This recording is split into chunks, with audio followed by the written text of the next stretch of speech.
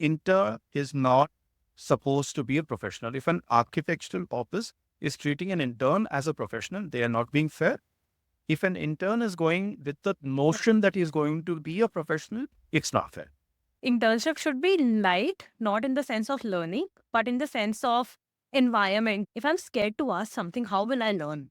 If somehow the pressure of the internship can be reduced, where you can say, look, zero experience. I get mails which say, we are looking forward to contributing to your office. Being an intern, you're not going to contribute. All you're going to contribute is, if you're nice, it's fun working around you. Some of them trying too hard to impress. Because you want to impress, then you try to take shortcuts. You put your friends' work in your portfolio, which you do not know, or your group work. Literally, I've had some of the interns, when I say, hey, that was a nice sketch, where did you get? Sir, I downloaded it from the net. What is it doing in your portfolio? I got my own drawings in the job portfolio of somebody else.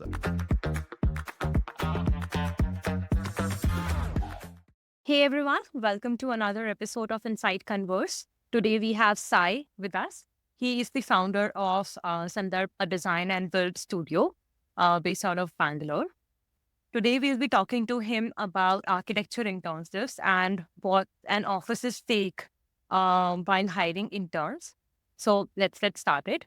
Hi Sai, welcome to Converse. I'm doing How are great, you doing Sonia. today? Thanks for getting in touch. So, Sai, would you like to start with your ideologies and philosophy as a studio practice? I'll try to kind of Yes. give you a brief idea of the journey, that how I ended up in architecture, and then why things happened the way it did, and then, how things progress. So the journey has been extremely organic. So honestly, even the fact that I ended up in architecture itself was an accident.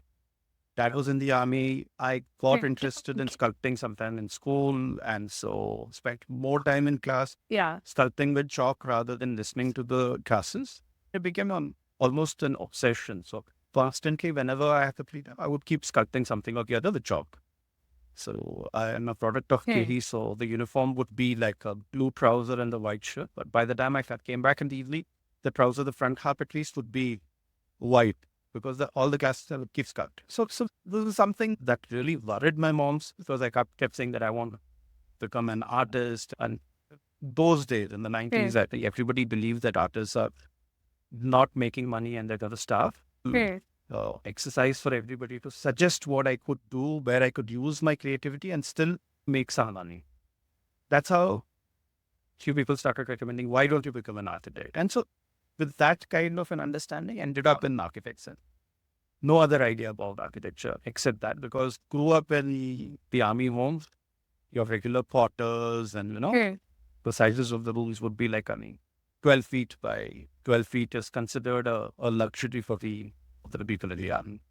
Right, I think. So grew up from there and came up, and also a transferable job for that. Moved all over the country, and mostly it was small towns and stuff like that. So I ended up in architecture, and it was a culture shock, honestly, to be in the metro and have your classmates who have seen the world and you've only traveled in small towns. So the first 2 to 3 years of architecture was a little bit of a discovery for me in terms of what is architecture, what are people doing, and it was quite a bit of catching up. And then I found my confidence, because I was fortunate that I had some very good professors in college. And also, I think I should mention that I was the first batch of architecture in my college. I'm a product of RVC, as it was called at that time. It was an engineering college where architecture was a small portion of it. Now it has become RVCA, because it has grown, and I think it has got quite a reputation. So we didn't have seniors. So even that was a bit of a issue. We couldn't ask the seniors what it was. Eventually, a couple of classmates who were smart and from Bangalore started speaking to seniors from other colleges. That's how we at least got some you had to figure out what it is. So somewhere in the 5th or the 6th semester, I kind of discovered myself. I started maturing as a person and then disagreeing with the professors.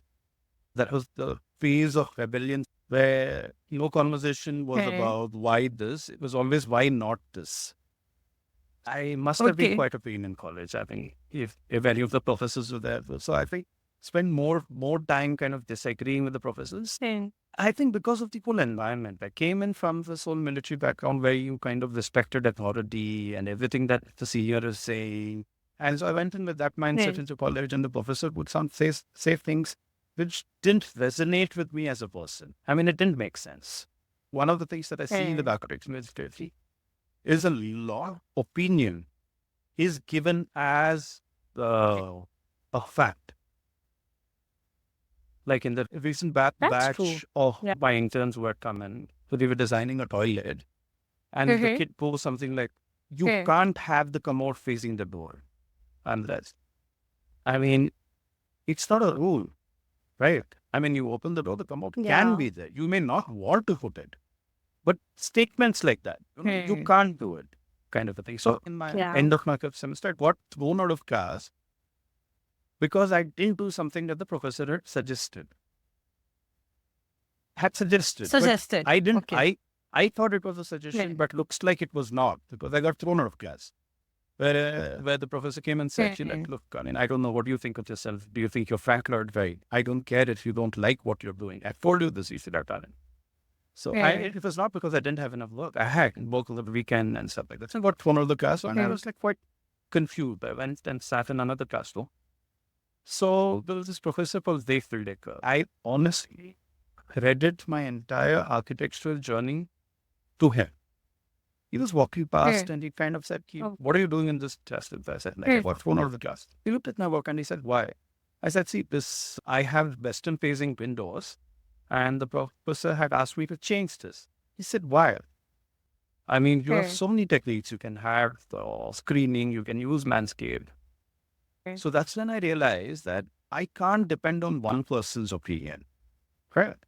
I mean, the difference between a rule versus an opinion or a choice, that's where it triggered that in me. And our college used to, at that point of time, it was the outskirts of Bangalore. So you only means of traveling there was your college buses. If I'm not mistaken, it was college started at 8 and ended at about 1:30. If you had that one session, if you had workshops, then you had buses leaving at about 4:30. So what I started doing is, irrespective of my college got over at 1:30, I would stay back in the library till 4:30 and I started. So I think that's the time that I fell in love with architecture. The complete exposure happened. But so I would constantly read in the library and then challenge the professors in class. So I was fortunate to have some very good teachers. That are actually at that time was Dr. Anand Krishna. I mean, he's like an encyclopedia of history of architecture. I mean, there was absolutely, so it would be very interesting that you would teach history. So I would go back and read those things during the evenings and then come and question him in the class. So I think that kind of banter kind of brought out the rebellious side. And so I would carry that same energy into the design studios. So I remember, it so coincidentally happened that they was my design professor in the 6th semester. So the same person who had inspired me to become a rebel ended up the design teacher. And then he had given us this very interesting exercise where it was to be a museum of light. So while drawing without intending, it ended up looking like an eye.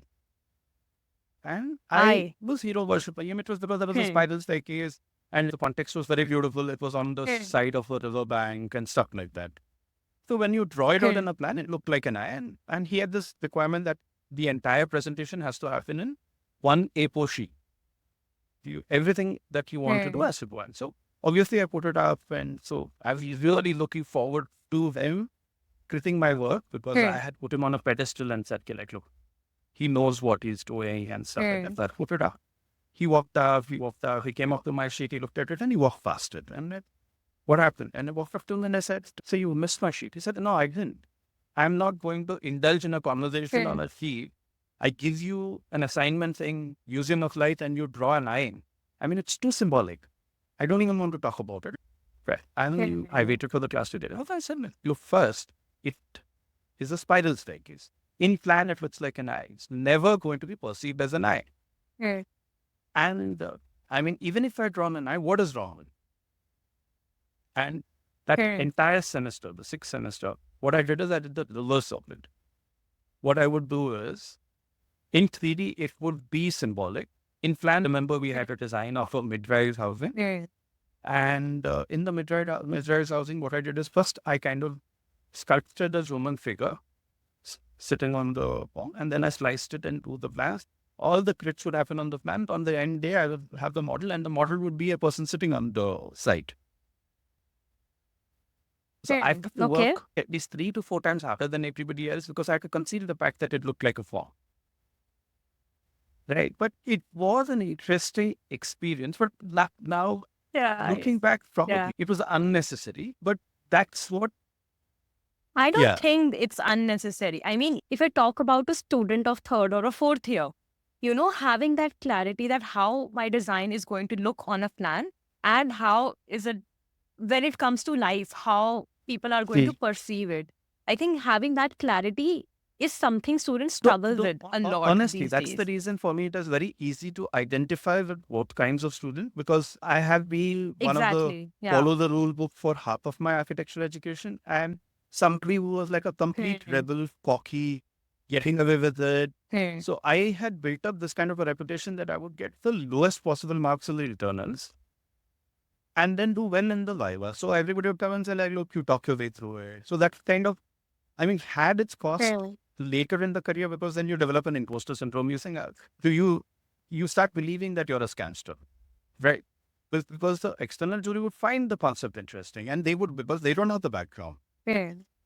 Now that I've been on the other side of the fence where I've been a mentor, I mean, there are times where you want somebody to just understand it and not argue about everything. You don't really like argumentative people. Like, I know this conversation is going to lead on to interns. That's what I'm building it up. Right. So, this is my foundation. So I find it interesting when I get both spectrum of the kids in the office. Right.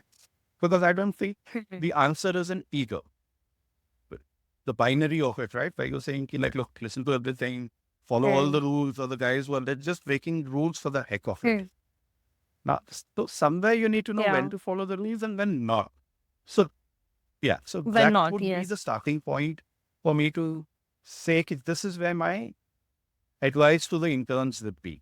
Understand, don't rebel for no reason, or don't follow everything that you're told. So I think by the 8th, 9th semester, I had tempered it down because 6th to 7th, 8th, 9th is kind of, now you have to wait for the heck of it. So ended up, but I think it carried the energy because you see, once you're a rebel, you do get away with them now.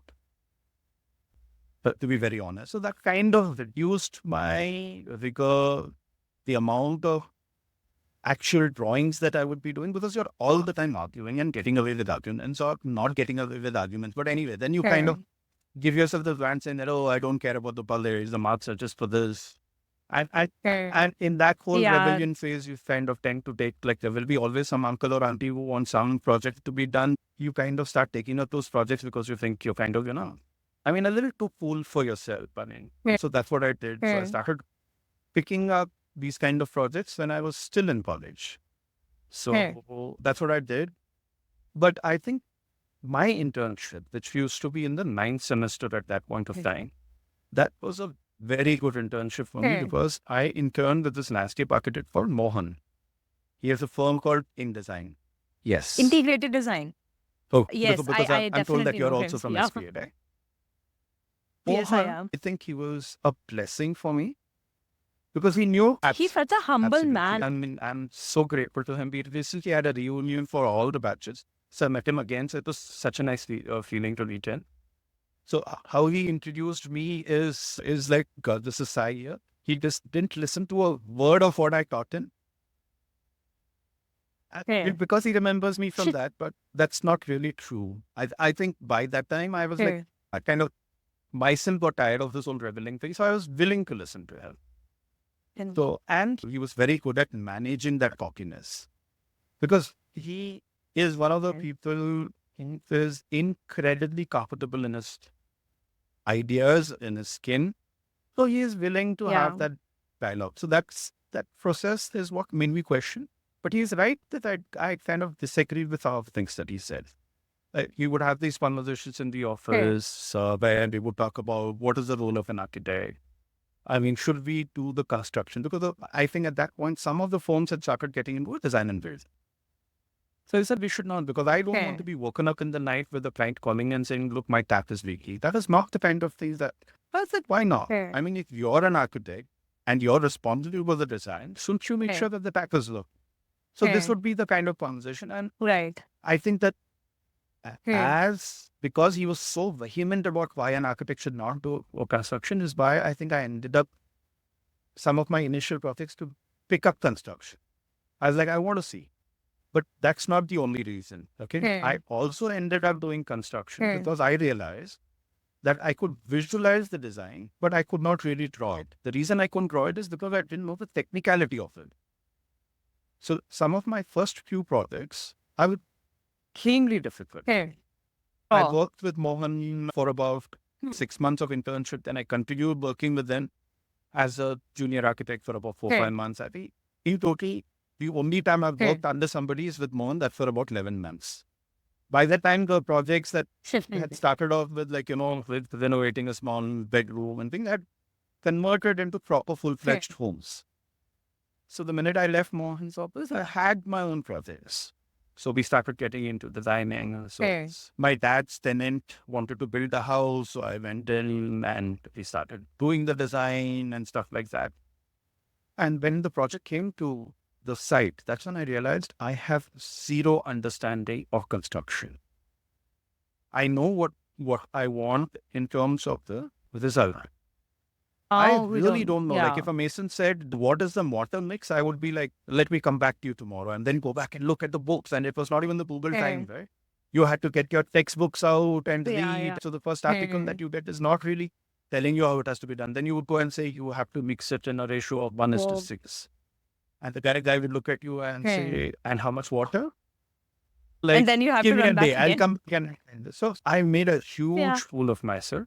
First few projects was like, it was embarrassing, would be an understatement. But isn't it true for everyone? I mean, first few projects when you have to actually construct, this is not something that we are familiar with when we start out. No, I think everyone does that. But probably that could have been avoided if I continued working for a few more years, right? I mean, if I had worked in another office, I would not be relying on a textbook. Rather, I would have been relying on my mentor or the boss. Or the people, yes. Especially, I mean, that's one of the regrets. Because, again, if I continued working with Mohan, he really tried to discourage me from leaving him. So that's where I had to first tell you about my personality, what I had become at that period. Right. Every time somebody said, no, you can't do it, to me, it would sound like it's a challenge and my head would go, challenge accepted. So everything was like, okay, I'm told I can't do it. I'm good. This is why when you say I'm a Takhtas master, I think a lot of people, if you check the people who've interned with me, they will have so many different stories about the internship. Sometimes you'll wonder if they're talking about the same office. Right. If you bring 3 or 4 people from different phases of our internships and you put them in the room and they start talking, you'll say, this can't be the same office. Right. That's because I'm very curious by nature. Right. And I'm obsessive by nature. So for me, anything that I do is a continuation. So if I did a building, if there is one element that I'm working on, like if I worked on a staircase, every project is an improvement on the previous staircase. I'm just going on working on it. So the same thing happens with internships for us. Every internship, so we do something in the batch and then say, you know what, this didn't work. Next batch, we have to make this correction. So we're constantly, that's what we're looking for, like, saying that we're looking for people who have personality. I mean, generally average, some pieces left I did well in college, actually puts me off because, I mean, is there something that I can teach you? I'm looking for somebody where I can teach. If somebody needs their confidence to be boosted, I love it because then I can mentor them. If I need somebody who's overconfident and then I have to give them a reality check, that's something that we can do. But if somebody is sorted, then I don't think we are an office. If they know what they're doing. So we're not an office. Do you really find students who are all sorted? Yes, I do. Really? And in fact, I have that conversation saying that, like, look, I looked at your portfolio. I spoke to you. I honestly don't think you should come to me. What you should do is probably go to the stand-up office. So it's happened. It's happened quite a few times. And what is this personality like? See, as I said, if you draw a line in the center and say, this is what you should be, right? So what happens is like what happened in my case. I am taking the authority figures too seriously. And like everything is like by the rule book. And then you figure out that this is not working well for you. There is a tendency to overcompensate. You're not really coming back to the line. Yeah. But if you're being mentored, there are some families where the kids are mentored right from young age. They don't really need a professor or the school to tell them. So those kind of people don't need help in these areas, right? They are focused on their studies. When we come to start and talking about internship, we will talk about it. This was a journey for me. To be a successful architect, you don't necessarily only need to be good in architecture. This was a learning that happened to me much later in life. Honestly, in my 40s is when I figured out that you can be good in architecture, but be very poor in managing the business of architecture. And in the business of architecture, I would include running an office. So this is something that I have had to teach myself. Definitely. In my mid-40s, to be very honest. This intern came and said, like, look, I don't know. I see this with you, that you're trying to avoid us from making mistakes that you made in your past. And I don't see why it should be such a big deal. I mean, let us make our mistakes. You enjoyed your mistakes. Why are you stopping us from making mistakes? Yeah. Like, makes sense. I mean, when I sit down and I talk about it, when I have nostalgia, it's about all the stupid things that I did. I don't go and say, look, I got the highest in this semester. That's never a conversation. He said, do you remember that the last minute mein raat ko baith ke hum log kaam karke we just submitted it? Those are the things that we're talking about. You know, when the classmates get together. Yeah. We are not talking about the ones where we did really well in studies. It's always that, you know, how you got away with all the mistakes. That's what you enjoy, honestly, if you ask me. So as a mentor, sometimes you have to remind yourself that don't take yourself too seriously. And either don't teach the kids to take themselves too seriously. They're successful and they're not enjoying life. So go back and focus on the joys of the profession, joys of living, rather than, oh, architecture is this big thing. It's some form of a penance. I don't believe it at all. I don't think architecture is a penance. I think we are absolutely blessed or fortunate to be in this profession, because I mean, it's a cliche, but I would like to say it again. We get paid to do what we love. That's such true. Because they don't understand the business of architecture. See, you are so committed to your craft that you don't learn how to negotiate, right? So you do not convey to a client who's come with so much of fear. I mean, this is something that we don't talk about in the profession. A client is going to build a house maybe once, twice, maximum. Most likely that this is going to be the only house he's going to build. Or at least that's what he thinks when he's doing it. Nobody thinks, like, look, I'm going to build these 5 houses. So this is the only thing that he's going to do. He's going to put all his life's savings into it. Or at least he's going to commit to those EMIs that are going to take him the rest of his life to pay off. I mean, he really doesn't want to take chances. Right, of course. Communicate clearly to him that what he's getting in return, you can't be upset that they're not willing to take chances. Right? Every disagreement is not a judgment on. Right? I mean, that's the first fact that you have to learn. Second is like, okay, when to let go and when to insist. Right? Disagreeing with your 10 times, 9 times you agree. That one time, I mean, if you say like, look, it is important, and then they know that you're not disagreeing for your ego. Right. I mean, it's not about an ego. And then you have to sit back. I mean, if you have documented your projects well, you go back and say, look, this is what the client asked. I did this. They didn't like it. I don't want to repeat this mistake. Or if you say like, no, I did it and this is the result.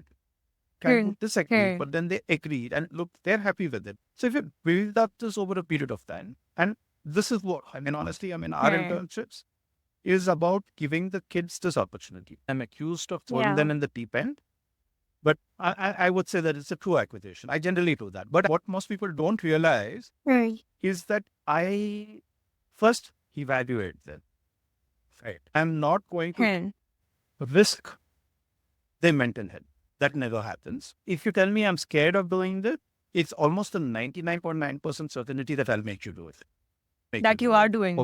I may prep you up But if you come and say, no, I'm not confident of facing the client, then, I mean, a mental note is made that, look, if you're going to be an architect, you're going to face the client. And so this is now my responsibility to meet the client. You like it or not, that is, unfortunately, 4 months, we can't indulge in you liking it. I mean, the format of an internship is too short. So, that's where people come and tell you that it's an intense internship because you're constantly uncomfortable. Unlike Mohan, I'm not that nice. Mohan was very nice to me. And I looked back and I said, I wish she was not. I think there's, so I mean, I was doing a lot of stuff. The things I wish she had kind of got upset with me. So with Mohan, he would be upset by looking disappointed. Right? I mean, it worked. I mean, I never wanted to disappoint him.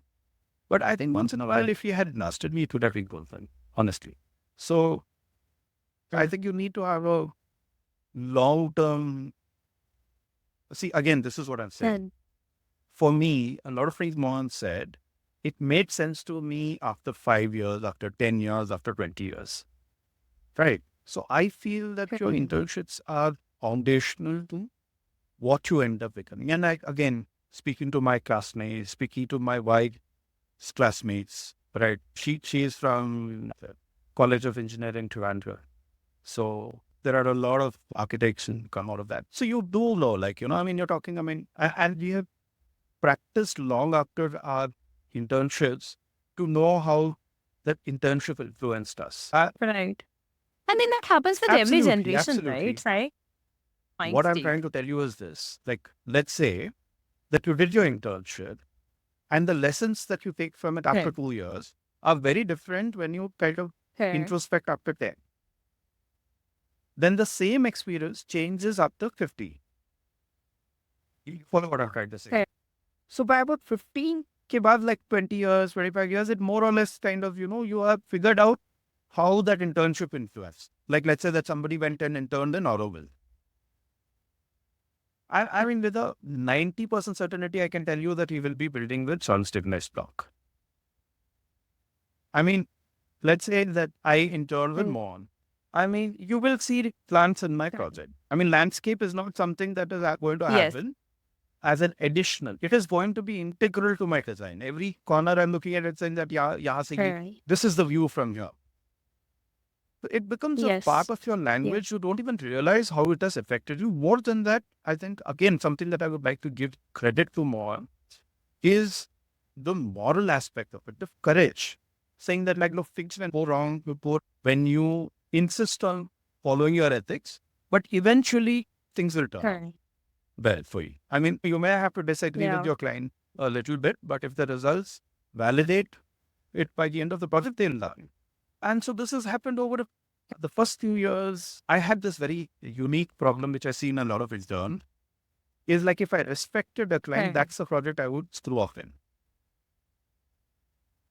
Because this is my childhood, that whole authority figure had to please them, that would kick in.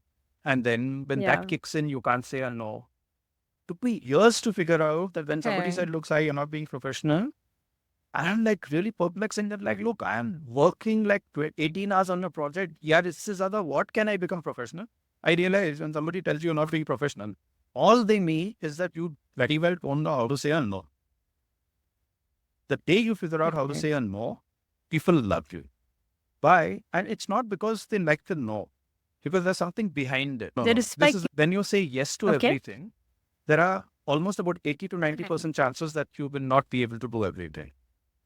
When you say a no to a few things, now there is 100% certainty that you will keep your commitment on the yes. So what the clients like is that now you're reliable. You follow what I'm trying to say. So suppose now, when I'm not agreeing to everything and when I'm agreeing to something, they know that it is unpleasant to kind of get a yes out of this guy. But they know that once I've got a yes, it will get done. And that's what is professionalism. So now, if we come back to the core conversation that we were having about internships, this is what I'm trying to see. What I try to do with my interns is make them understand. So if somebody tells me, look, a drawing will get done, I make sure that he keeps his word. So very quickly within the internship, people figure out, won't make them. I don't care. Next day morning, you will have that bloody drawing ready. you said it. You said you'll Yeah. have the drawing ready. And then they will look at the colleagues where somebody will say, "Ki, ye drawing banega." If I say, "Sir, nahi hoga mujhse, it will take me 3 days." I'm like, great. And so the guy who committed is looking and saying that, like, look, that guy is getting away with it. I'm saying lesson number one. That's the right way to do it. He understands his ability. How You much understood time? that. Why did you say you'll do it on Monday? Fair. I mean, Yeah. again, it's when you learn the lesson, it's extremely unpleasant. Fair. I mean, it's the Yes. so that's one of the reasons we have a reputation for being hard taskmasters. End of the day, it is basically what people do to themselves in our office. You'll have people who have breezed through the internships, and you have people who have cried every day. At one point of time, it would be like, there'll be people taking bets on who will cry when. And right. So then, again, that brings me to another subject. Why do we make a big deal about people crying? I mean, it's okay, no? I mean, you've cried. I mean, every time you're overwhelmed, you'll cry. So what's a big deal? So we started doing that. In the beginning itself, we started making a joke out of it. Saying, if I internship, so you'll cry and go. So, I mean, everybody cries. Eventually, it got to a point that you realize that we just kind of now that is itself becoming a big deal. Like, let's drop it. So hopefully, the next few batches, we don't want to make the interns cry. Let's see how that extends. Yeah, I mean, for student, it's the first professional experience, right? How I they are brought disagree up with in you. college. I think that is one of the problems with the internships. Okay. I'll tell you. Care to elaborate? So this is one of my pet peeves, okay? A lot of people who are applying for the internship, if somebody comes and tells me that, look, this is going to be my first job, so I want to do it well, I'll say, no, this is not your internship. Fair. Because I don't treat my interns as if they're doing the job. It's not. It can't.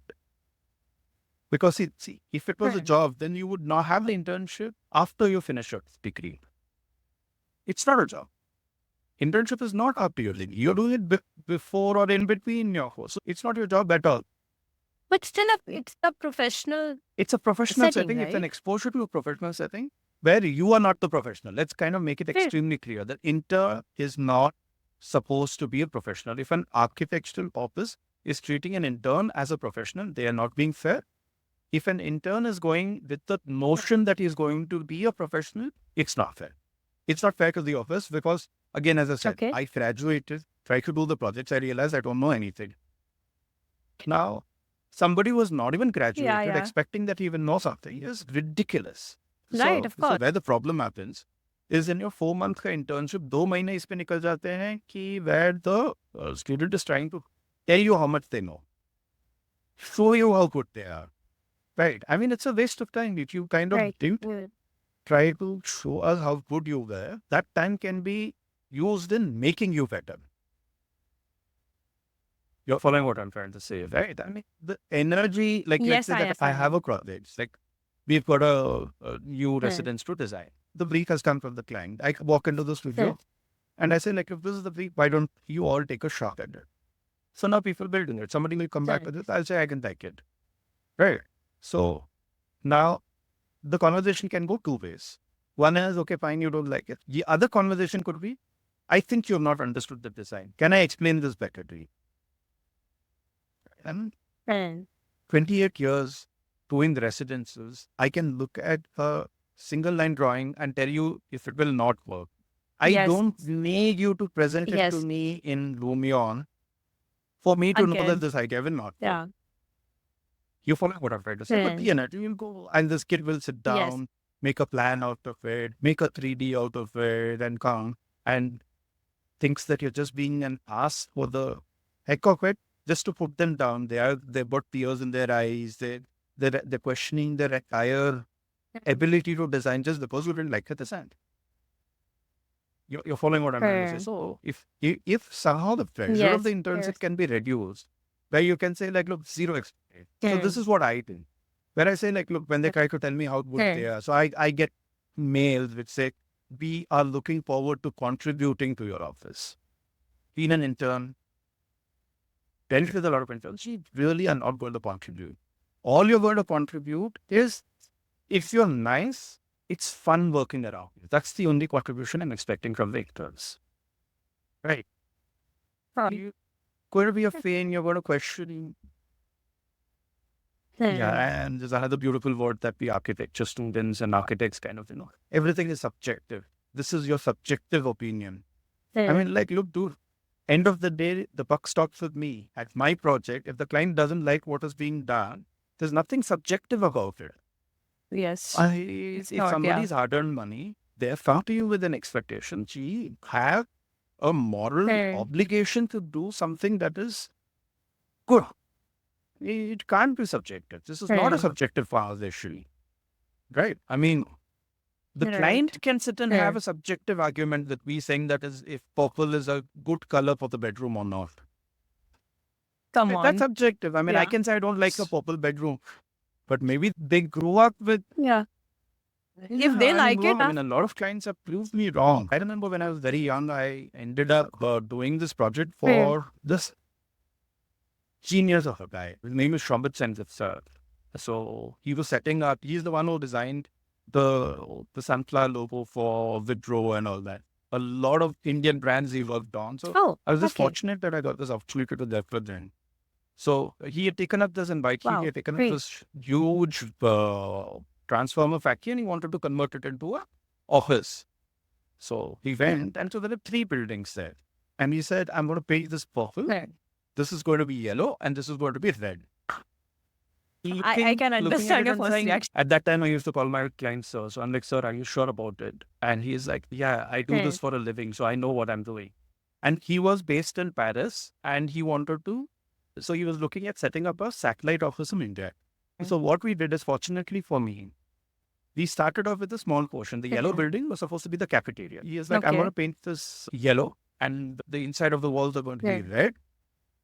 And this is my visions for the kind of a thing. So after a point, then I kind of went with the flow and we finished that particular thing and it looked beautiful. I mean, I wouldn't have done it if somebody had asked me to do it, if we had not had that conversation, if he was not so assertive, I don't think we would have ended up doing it.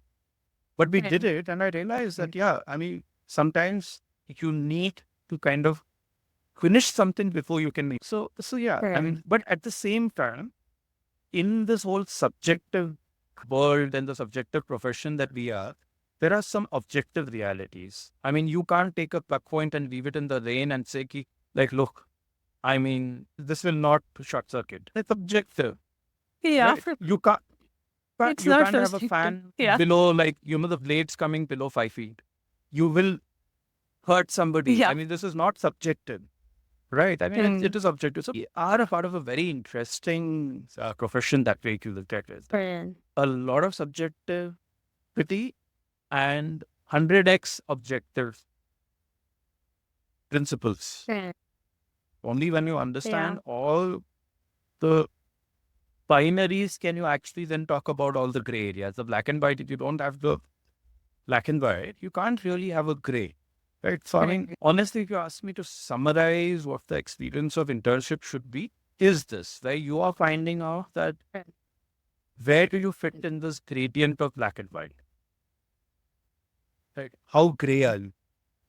And I think the internship should just be about that. Because if you can figure out what is going to give you the joy, pretty early on, I stopped working on commercial projects. Because I did that one project, as I told you, from its office. I got kicked out of the project halfway through because I mean, it didn't gel. And not because I didn't put in effort, okay? That's probably the project that I worked the hardest. Because he would come down from Paris and most of the meeting would happen at 2:30 a.m. I worked really hard and I would enjoy having discussions with Shambit. Then he would go off to Paris and then I would have to deal with his finance manager. They were working out of egos, saying that मैंने बोला था मुझे ये चाहिए. I don't care if it is some, because the guy is not even going to be in the job for too long. So there's no stake, there's no involvement. So I kind of got out of commercial projects very quickly because that happened and a couple of other projects happened. I saw that people could afford, like in a house, when somebody says like, look, I want this done because I'm asking, and the discussion goes too long. One of the tricks I can actually use is, see, I'm telling you this because you're taking this very personally, because if somebody accuses me of an ego, then I say, you know what? If you accuse me of an ego once more, what I'm going to do is I'm going to do exactly what you're asking. Immediately the conversation changes. But then you need to listen to what I'm saying. Yeah. See, we worked for 2 months together, 3 months together. you need to be able to evaluate that if I'm giving an advice simply because Out I of woke up in ego, a mood yes. today and said, "Chalo, aaj kuch karte hain," kind of a thing, tufani karte hain. I mean, end of the day, our reputations, our livelihood is associated with this. It's not coming up with random ideas. This is something that has developed over a period of working. So our suggestions are based on that. So now coming back to the subject of this conversation was supposed to be internship. This is what it is. Things that we have learned over decades of working. There are certain things that have caused a lot of heartache, and I have figured out it is unnecessary. There are certain mistakes which you need to make. I mean, like, what is the palette of colors that you would like is a very subjective conversation. And absolutely nobody in the world should tell you what is right and wrong. But to know what is good documentation in a project, what is the kind of language? Is it okay to go to the site and call a client just because he looks old uncle? Is it right or wrong? This is something you bloody well figure out before you become a professional. You get what I'm trying to say. No, somebody's gone to the site and you're getting the response back and you're like, Acha, did you meet the client? I told uncle not to do this. I'm like, sorry? Uncle, no, the client. I'm like, how did this person become your... So conversations like that, and this can't happen if you're not... If you're taking the intern with you, all they're doing is they're just observers. They're basically spectators.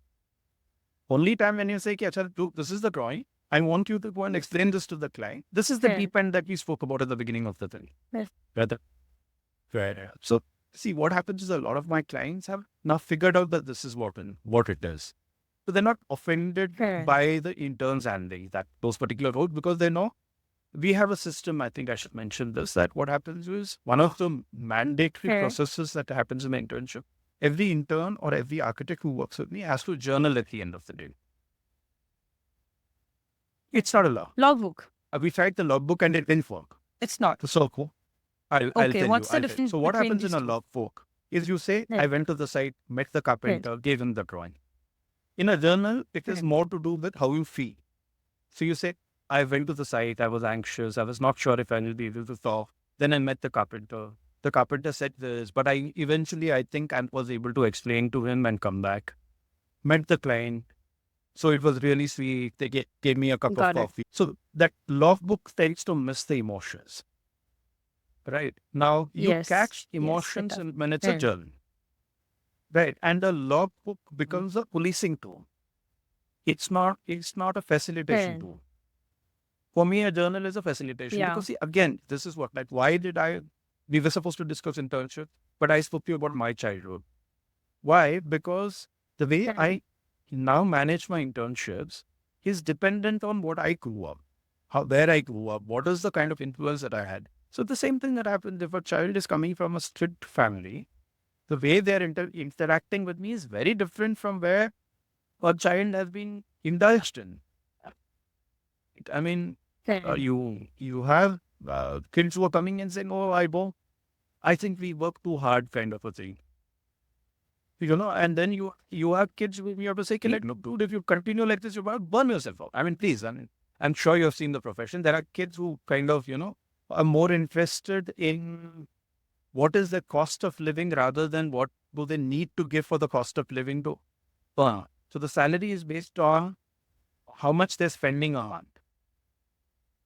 This is an interesting conversation. Probably I'll get a little bit of a hate for this, but this is what it is. They want the stipend to take care of their expenses.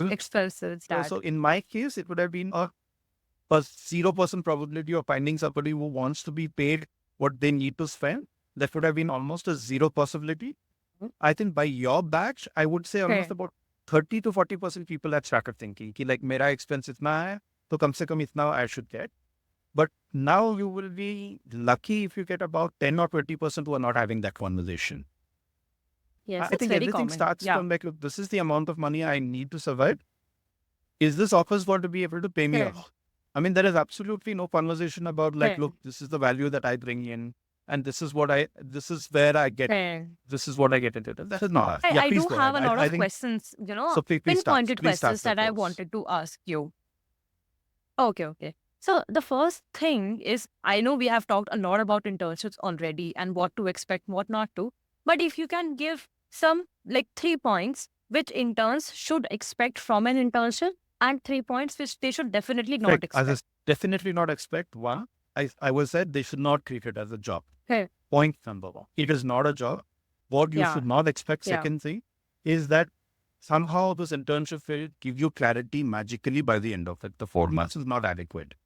Clarity is not going to come. Yeah. Third, there is no way that you will be able to catch up 5 years of architectural education, which you were not paying attention, in 4 months of internship. Nahi hota. It doesn't happen. If you can't show up in an office, and because I have people in the conversations in the internship, like, what kind of projects do you do?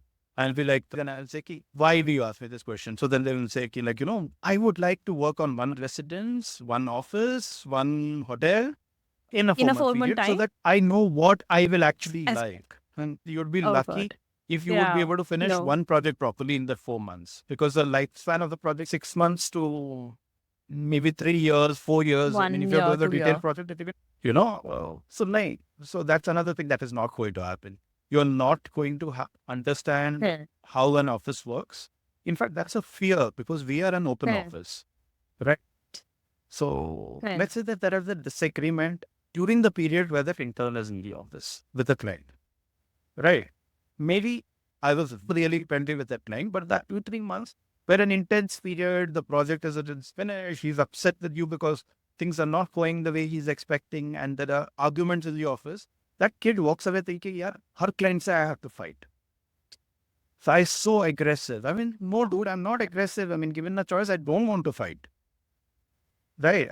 Assertive. There's a difference between an assertive argument or a conversation and an aggressive conversation. I'm the last person who wants to be aggressive. This was my fundamental disagreement with Mohan. And my core design philosophy is that you design something for somebody. I take offense to it if somebody tells me what suits me or what doesn't.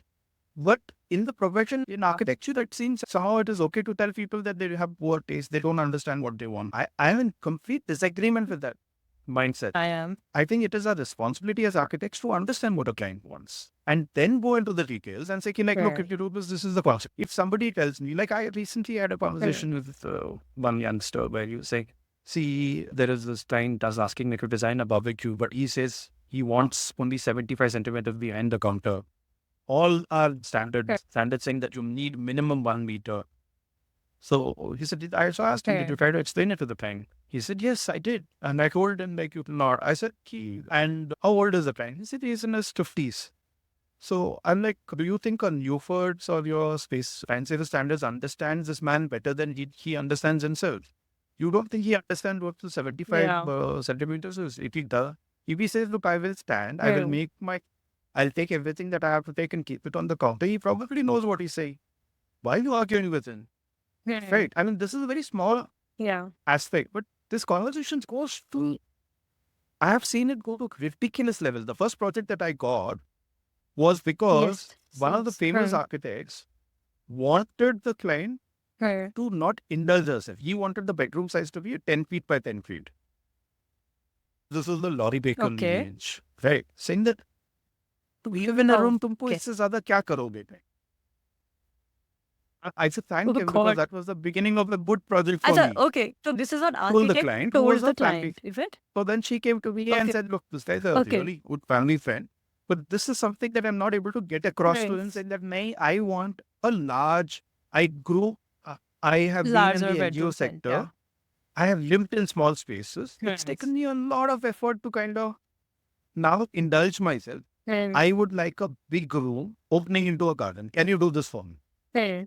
So that's where I got my first project. It was, I mean, starting off from that point, I mean, I am not the kind of person who will not listen to you at least. But then I do still disagree, because if you come and tell me that, you know what, I don't like the slope of the roof, please put it like this. And I explain, see, with the slope of the roof at this, there is going to be leakage, because a Bangalore tile roof needs to be minimum of this for the water to not splash in.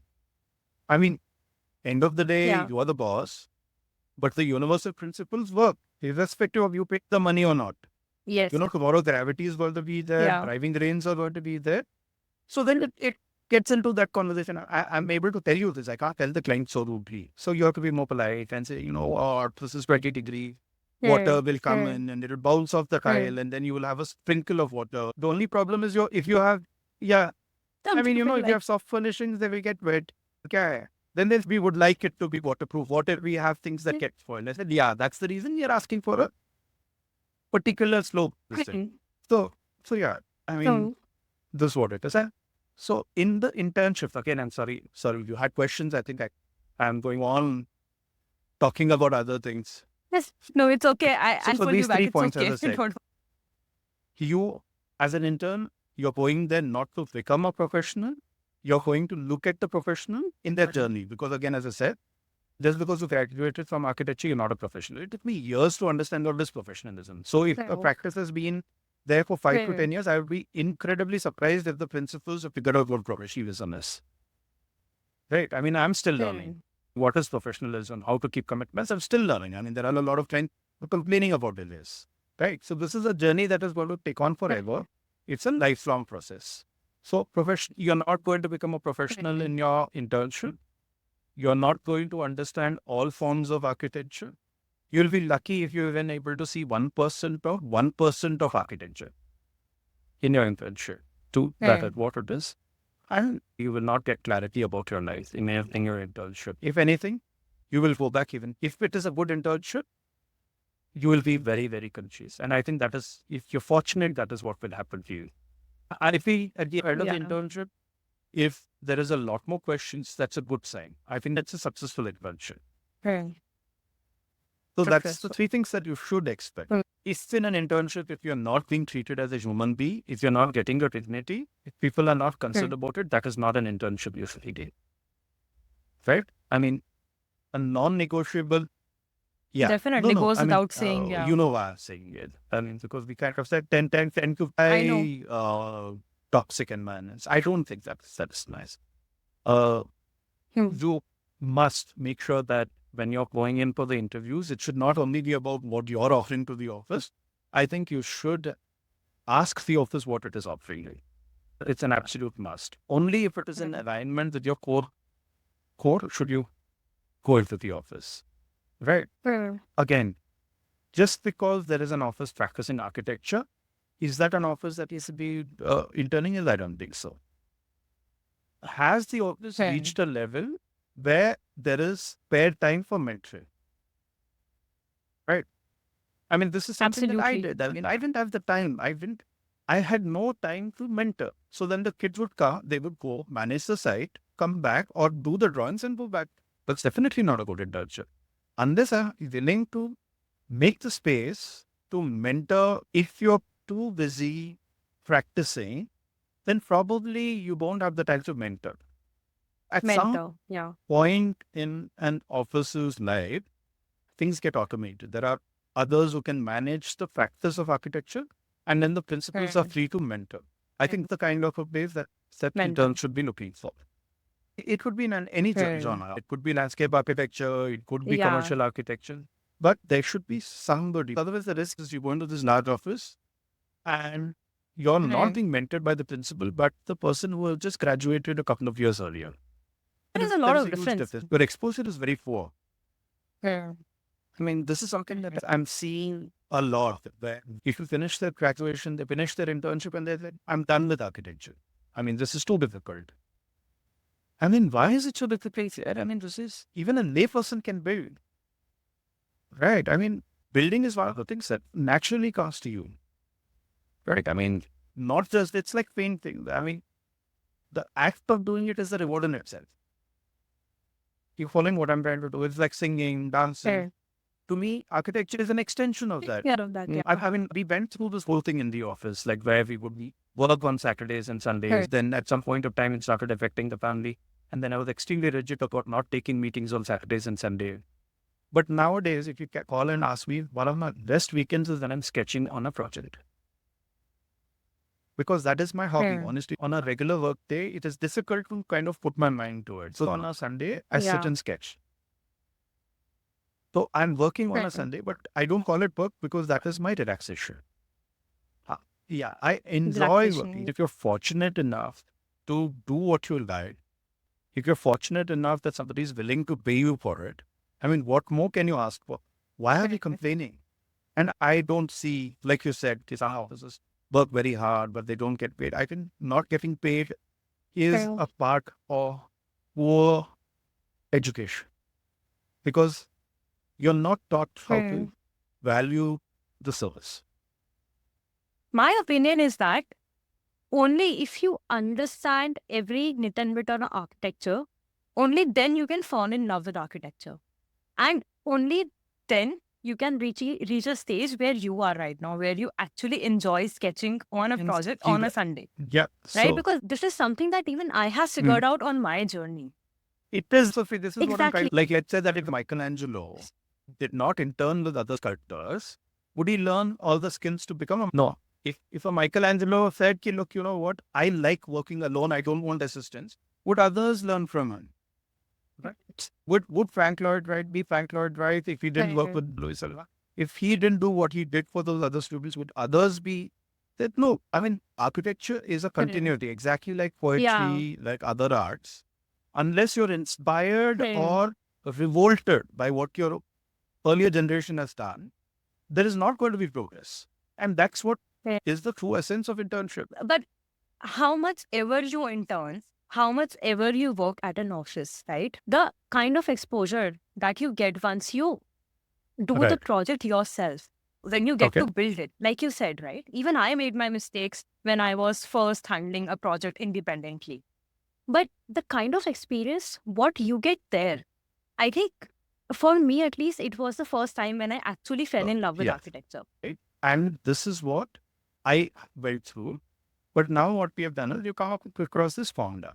The architects who are working with me now, they did 2 batches of internship with me and then they've continued to work. So now they've spent about 2.5 years. So now what happens is we still call it a semester. We say, Acha, how many semesters have you been with us?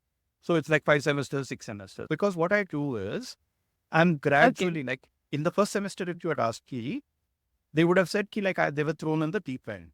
But if you ask them now, they've still not reached the depth of it. Because every semester feels like they're going deeper and deeper. Now, this is where the core philosophy of our mentoring and our internship comes in from. What we do is, I avoid unpleasant situations for them, which are unnecessary. Do you understand? So there are necessary unpleasant situations where you're challenging yourself or where you're figuring it out. Like, say, for example, I'll give you a very small example. Like, let's say that you go to the site. I mean, this must have happened with you when you started your practice. The carpenter is going to challenge. Yeah. Right. Very Saab ye hinge kahan pe lagana hai? I mean, what happens now? You look at him and say, "Kyo tumko nahi pata hai?" So he'll say, "Pata hai sir." So kyun pooch rahe ho? He'll say, "Nahi sir, aap the, maine pooch liya, laga deta hu." Now the same question he asked an intern. This guy is scratching his brains, he's googling, he's trying to explain it to him. Now the problem what happens is if you allow that to happen on site, a mistake happens. Just to put this kid down, the carpenter will do something stupid. Correct? The kid loses. He comes back, he says, kuch bhi nahi pata hai. Then you sit down and say, there hinges aise hote hai, and now an interesting lesson in human behavior. When you go on site, everybody wants to test you. So first thing that you need to say, I don't know, please call sir. 99% of the questions from the site will vanish when you say, when the carpenter figures out. So, no, or do another thing. He says, hinge kahan lagana hai? Dial the number and say, sir, the carpenter wants to know where to put the hinge. Right. The guy said, no, I know, I was just asking. But yahan pe kya hota hai? You have trained these kids to believe this is their first job. They have pride in their first job. Now they have to prove to you how much they know. They're walking into situations which is not building them up, but breaking them down. You following what I'm trying to say? As a part of the internship, our exercise is this that you give. Like, say, for example, somebody doesn't know the configuration of concrete or how century is done. If you're doing scaffolding, I will send that guy. So I've had conversations with the guy standing there and saying, looks like everything is good. I'm like, can you define the good? Did you check the tube level? He says, what is the tube level? I'm like, so how did you How the do we centering was see? done well. So and in the Yeah. conversation, you figure that this guy's not climbed the ladder. It's not gone on the scaffolding. He walked around. And like, what literally did you check? Because when you do the scaffolding, first thing is that all the levels have to be right. Doesn't It's fall. 8 o'clock in the site, and tomorrow morning we are going to concrete. He has to tell me if it is right or wrong. He sits down and starts crying at one corner. And you have now you know how critical it is, because at some point you have to tell her. One wrong Because you have to decision. say, like, look, if you don't check this, there are people who can actually die. The truth is that if you can make a mistake, it's a serious issue. Buildings fall, people die, Yeah. and they are responsible for that aspect too. Right? So Yeah. those kind of And- mistakes, I don't get in the way. I let them experience it. I let them, the bar vendor telling you that you're an idiot, you don't know what is a lab, telling you don't know how to bloody give the marking of the conduit. I mean, good. You need some craftsman to tell you. That you kind of, need that yeah. feedback to know. We've had people making working drawings where you take it on the side, you don't have basic information that you can mark. So what I do is I take the working drawing and I say, I want you to go mark. You also 3 do hours it, in then the only you will sun learn. Teaches you more than 3 hours of shouting. Right? You come Yes, back, everybody is tan. Did you mark? No, we couldn't find the dimensions. We opened the laptop. No, the laptop doesn't work with the sun. Glare में कुछ दिखाई नहीं देता है. Yeah. And internet site पे नहीं आता है इंटरनेट नहीं साइट पे. है. बारबेंडर वहां पे या जो एक्सकवेशन करने वाला है वो बोल रहा है जेसीबी का पैसा चल रहा है. I mean, those things, I mean, honestly, I don't think as seniors we should get in the way. You have to allow people to make those mistakes. I think those are good mistakes. That's how I learned that when you went in and you were making mistakes, you stayed up in the night and made the drawing so that in the morning you're not embarrassed at sight. So I think I'm actually learning a lot of mentorship side of things from you. And I would definitely love to follow up on these questions. But I do have a lot of internship Please go ahead. I try to be us, brief. and we have And stop me if I'm digressing. Please stop me.